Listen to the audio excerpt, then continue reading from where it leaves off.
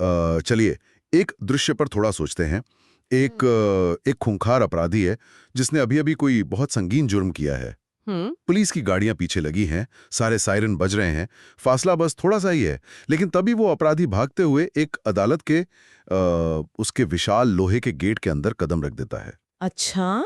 तो अब यहाँ सवाल ये आता है कि क्या उस गेट के अंदर जाते ही पुलिस अचानक ठिठक कर रुक जाएगी? मतलब जैसे वहां कोई अदृश्य दीवार खड़ी हो गई हो। बिल्कुल।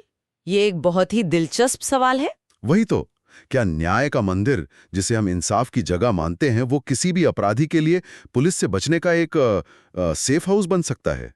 देखिए, ये कोई फिल्मी कहानी नहीं लग रही है। ये एक बहुत ही जटिल कानूनी उलझन है जो अक्सर देखने को मिलती है। हाँ। जब पुलिस की खाकी वर्दी और वकीलों का काला कोट आमने सामने आते हैं ना, तो अक्सर अधिकार क्षेत्र यानी जुरिस्डिक्शन की एक अदृश्य जंग शुरू हो जाती है। सही कहा। कानून की रक्षा करने वाली पुलिस और कानून की व्याख्या करने वाले वकीलों के बीच ये जो तनाव है, ये काफी पुराना है। और आज की इस गोशपूर्ण चर्चा में इस डीप डाइव का मुख्य उद्देश्य इसी तनाव और इस अदृश्य दीवार के रहस्य को सुलझाना है। बिल्कुल।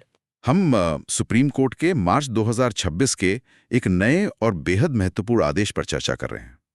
ये केस है केरला पुलिस ऑफिसर्स एसोसिएशन बनाम स्टेट ऑफ केरला।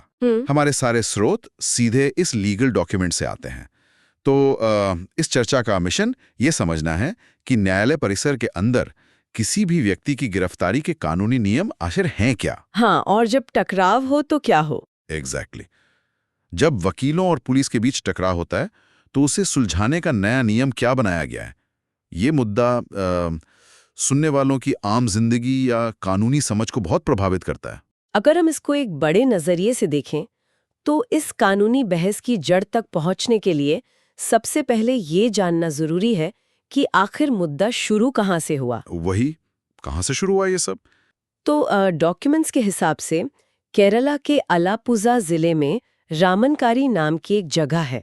वहां के first class judicial magistrate court के परिसर में एक वकील और पुलिस अधिकारियों के बीच एक झड़प हो गई थी। अच्छा, लेकिन सड़कों पर या थाने में तो ऐसी बहस होती रहती है ना। इसमें इतना क्या बड़ा चक्कर था कि मामला हाईकोर्ट चला गया? अरे, क्योंकि ये घटना किसी सड़क पर नहीं, कोर्ट परिसर में हुई थी। इस घटना के बाद केरला हाई कोर्ट ने सुओ मोटो यानी स्वतः संज्ञान लेते हुए कार्यवाही शुरू की। ओह, सुओ मोटो। हाँ, उन्हें लगा कि ये मुद्दा सुलझाना पड़ेगा। तो हाई कोर्ट ने सबसे पहले कोर्ट प्रेमिसेस यानी न्यायालय परिसर को स्पष्ट रूप से परिभाषित किया। ठीक है, चलिए इसको थोड़ा विस्तार से समझते हैं। क्या परिभाषा दी उन्होंने? उन्होंने कहा कि ये सिर्फ कोर्टरूम तक सीमित नहीं है जहां जज बैठते हैं। इसमें कोर्ट की सारी जमीन, सारी बिल्डिंग्स और वो सब स्ट्रक्चर्स शामिल हैं जो कोर्ट की कार्यवाही के लिए उपयोग किए जाते हैं। Wait, really? इसका मतलब ये है कि वर्किंग आवर्स के दौरान कोर्ट का पार्किंग लॉट या बाहर का कॉरिडोर भी एक इनविजिबल शील्ड बन जाता है? बिल्कुल। ये तो किसी वीडियो गेम के सेफ जोन जैसा लग रहा है, जहां कैरेक्टर पहुंच गया तो उस पर अटैक नहीं हो सकता। हाँ, ये एनालॉजी काफी हद तक ठीक है, लेकिन अगर हम इसको एक बड़े नजरिए से देखें तो ये न्यायिक प्रक्रिया को शांतिपूर्वक चलने देने के लिए जरूरी है। कैसे? ताकि डर या दबाव का माहौल न बने। अगर कोई गवाह आ रहा है और उसे डर है कि पुलिस उसे पार्किंग लॉट में पकड़ लेगी, तो वो कोर्ट आएगा ही नहीं। हाँ, ये बात तो है। लेकिन क्या ये सेफ जोन 24 घंटे लागू रहता है? नहीं, इसमें एक्सेप्शंस हैं। जैसे कि रेजिडेंशियल क्वार्टर्स यानी जहां जज रहते हैं, वो आवासीय हिस्से इसमें शामिल नहीं है। अच्छा। और ये नियम कोर्ट के वर्किंग आवर्स या जब तक कोर्ट सेशन में है, सिर्फ तब तक लागू रहेंगे। यानी रात के 2 बजे कोर्ट की बिल्डिंग सेफ जोन नहीं है। सही पकड़ा। और सुप्रीम कोर्ट ने बाद में इस परिभाषा को बिल्कुल सही माना और इसमें कोई बदलाव नहीं किया। ठीक है, अब जब हम समझ गए हैं कि सेफ जोन कहां तक है, तो अगला सवाल ये आता है कि क्या पुलिस इस जोन के अंदर अपना काम बिल्कुल नहीं कर सकती? यहाँ पर हाई कोर्ट ने कुछ कड़े नियम बनाए थे। क्या नियम थे वो? केरला एचसी ने कहा था कि कोर्ट परिसर में गिरफ्तारी करने से पहले प्रिजाइडिंग ऑफिसर या जुरिसडिक्शनल कोर्ट को पूर्व सूचना यानी प्रायर इंटीमेशन देनी होगी। पूर्व सूचना तो ठीक है, बता दिया कि हम आ रहे हैं। लेकिन एक और चीज थी। अगर कोई व्यक्ति अकेले या अपने वकील के साथ सरेंडर करने आ रहा है, तो उसे बिना प्रायर परमिशन यानी पूर्व अनुमति के गिरफ्तार नहीं किया जा सकता। यहाँ पर बात आकर सच में बहुत दिलचस्प हो जाती है। हाँ, अगर पुलिस को हमेशा कोर्ट के बाहर इंतजार करना पड़े या पहले परमिशन लेनी पड़े, तो क्या एक शातिर अपराधी इस पूर्व अनुमति के नियम का फायदा उठाकर कोर्ट को एक सैंक्चुरी नहीं बना लेगा? यही तो सबसे बड़ा डर था। मतलब वो सीधा अंदर घुसेगा और बोलेगा मैं सरेंडर कर रहा हूँ, और पुलिस बाहर खड़ी देखती रहेगी। इसीलिए एचसी ने एक एक्सेप्शन यानी छूट दी थी। इमरजेंसी स्थिति में पुलिस बिना परमिशन अरेस्ट या फोर्स यूज कर सकती थी। इमरजेंसी का चेहरा जी। सिर्फ तब जब कोर्ट के अंदर कोई कॉग्निजेबल ऑफेंस यानी संगीन अपराध होने से रोकना हो या किसी पुराने वारंट वाले फरार व्यक्ति को पकड़ना हो। लेकिन इसके तुरंत बाद कोर्ट को सूचना देना अनिवार्य था। लेकिन मुझे लगता है इससे पुलिस का काम बहुत मुश्किल हो जाता होगा। बिल्कुल, इससे एक बहुत महत्वपूर्ण सवाल उठता है, और सुप्रीम कोर्ट ने भी यही देखा। सुप्रीम कोर्ट ने क्या कहा इस पर? एससी ने माना कि एचसी का ये इमरजेंसी नियम, जिसे क्लॉज III कहा गया, ये पुलिस की कार्यशैली को बहुत ज्यादा बांध देता है, रिस्ट्रिक्टिव है काफी। तो एससी ने क्या बदलाव किए? सुप्रीम कोर्ट का फैसला इसी लूपहोल को बंद करने जैसा लगता है मुझे तो। एकदम, कानून किसी के बचने का रास्ता नहीं बन सकता। एससी ने नियम को मॉडिफाई किया और पुलिस को कोर्ट परिसर में अरेस्ट करने या जरूरी फोर्स यूज करने की आजादी 3 स्थितियों में दी। 3 स्थितियां कौन कौन सी? पहली, कोर्ट परिसर में कोई संगीन अपराध होने से रोकने के लिए। ठीक है, ये तो ऑब्वियस है, कोई अंदर बॉम्ब लेके घुस रहा है तो पुलिस परमिशन थोड़ी मांगेगी। सही बात है।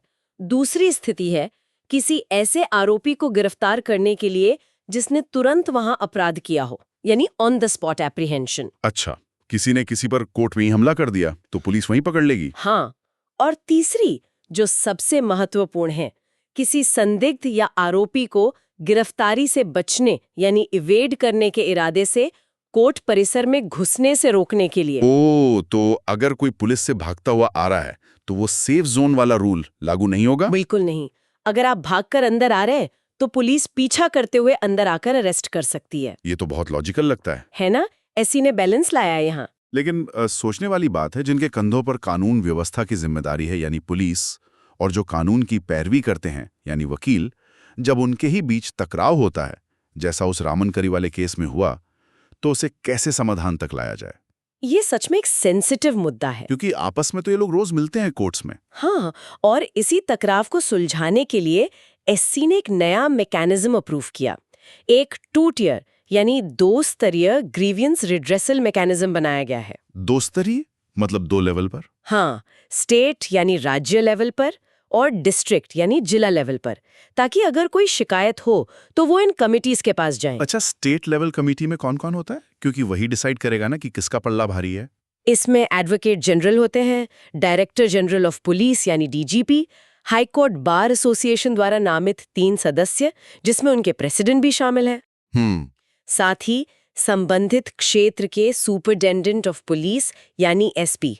अगर आरोप एसपी पर ही है तो डीजीपी द्वारा नामित एसपी से ऊपर के रैंक का कोई ऑफिसर होगा, और शिकायतकर्ता वकील की बार एसोसिएशन के प्रेसिडेंट शामिल होंगे। वेट, अगर हम गिनती करें तो वकीलों की तरफ से लोग ज्यादा है ना इसमें? हाँ, नंबर्स के हिसाब से वैसा लगता है। और डिस्ट्रिक्ट लेवल कमेटी का क्या सीन है? वहां तो और भी इम्बैलेंस था शुरू में।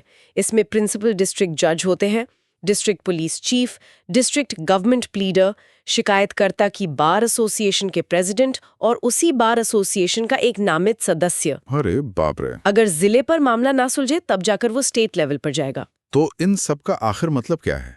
ये तो बिल्कुल एक हाई स्टेक्स स्पोर्ट्स मैच में एक निष्पक्ष थर्ड अंपायर पैनल बनाने जैसा होना चाहिए था। सही बात है। लेकिन यहाँ तो डिस्ट्रिक्ट लेवल पे पुलिस के लोग बहुत कम थे। सुप्रीम कोर्ट ने इस पर कुछ नहीं किया? सुप्रीम कोर्ट ने बिल्कुल इस पर ध्यान दिया। एससी ने क्लियरली कहा कि ये कमिटीज पुलिस अधिकारियों की ड्यूटी या कानून व्यवस्था बनाए रखने की शक्तियों को कमजोर करने के लिए नहीं है। डाइल्यूट नहीं कर सकते। एग्जैक्टली। इस बैलेंस को और बेहतर करने के लिए एससी ने आदेश दिया कि डिस्ट्रिक्ट लेवल कमेटी में एक और पुलिस ऑफिसर शामिल किया जाएगा। एक और ऐड कर दिया। नाइस। किसे? जिसे जुरिस्डिक्शनल आईजी या कमिश्नर ऑफ पुलिस नॉमिनेट करेंगे। ये एक एक्स्ट्रा पुलिस ऑफिसर का जुड़ना फेयरनेस के लिए जरूरी था, ताकि दोनों टीम्स, मेरा मतलब है वकील और पुलिस की बराबर नुमाइंदगी हो, ताकि किसी एक पक्ष का पलड़ा भारी ना रहे। बिल्कुल, फैसला न्यूट्रल होना चाहिए ना। और सिर्फ यही नहीं, एससी ने एक बहुत कड़ी शर्त भी रखी। वो क्या? कि किसी भी पुलिस वाले के खिलाफ बिना उसे सुनवाई का मौका दिए, यानी adequate opportunity of being heard, कोई भी दंडात्मक या प्यूनिटिव कार्रवाई रेकमेंड नहीं की जाएगी। अच्छा, यानी पहले आपको उनकी बात सुननी पड़ेगी, ऐसा नहीं कि सीधा एक्शन ले लिया। हाँ, क्योंकि नेचुरल जस्टिस यही कहता है, आप बिना सुने किसी को सजा नहीं दे सकते, भले ही मामला कोर्ट परिसर का ही क्यों ना हो। ये तो बहुत ही संतुलित अप्रोच लग रही है सुप्रीम कोर्ट की। सही कहा आपने। एससी ने बस यही ध्यान रखा है कि दोनों साइड्स के काम में इंटरफेरेंस ना हो। तो अगर मैं एक लाइन में पूरे डीप डाइव का निष्कर्ष निकालना चाहें तो वो ये होगा कि एक लोकतांत्रिक व्यवस्था में कोर्ट की शांति और गरिमा जितनी महत्वपूर्ण है, उतना ही महत्वपूर्ण पुलिस को कानून व्यवस्था लागू करने की स्वतंत्रता देना भी है। एग्जैक्टली। सुप्रीम कोर्ट का ये आदेश इसी पतली दौर पर चलने का एक सटीक उदाहरण है। ये ना तो पुलिस को पूरी आजादी देता है और ना ही कोर्ट्स को क्रिमिनल्स का अड्डा बनने देता है। मैं मानती हूँ कि बैलेंस बहुत जरूरी था और वो अचीव हुआ है। सही बात है। अब सुनने वालों के लिए मैं एक आखिरी सोचने वाला सवाल छोड़ना चाहता हूँ। जरूर। जब कानून की रक्षा करने वाले खुद आपस में भिड़ जाते हैं तो आम नागरिक के मन में कानून का क्या आदर रह जाता है? ये एक काफी गहरा सवाल है। वही तो, अगर न्यायालय के मंदिर ही कानून की गिरफ्तारी से बचने का फिजिकली सेफ हेवन बन जाएं, तो क्या इससे रूल ऑफ लॉ यानी कानून का शासन मजबूत होता है या उसकी बुनियाद हिलती है? ये आदेश इस दिशा में एक कदम जरूर है, लेकिन इस संतुलन को जमीन पर बनाए रखना असल चुनौती होगी। किसी को भी इन सवालों पर गौर जरूर करना चाहिए और इससे अपने दोस्तों के साथ जरूर डिस्कस करें। बिल्कुल। कानून सिर्फ किताबों में नहीं, आम जिंदगी में कैसा दिखता है वो जरूरी है। इसी के साथ हम आज की इस चर्चा को यहीं विराम देते हैं। ऐसे ही गहन विश्लेषण के लिए आगे भी इस डीप डाइव से जुड़े रहें।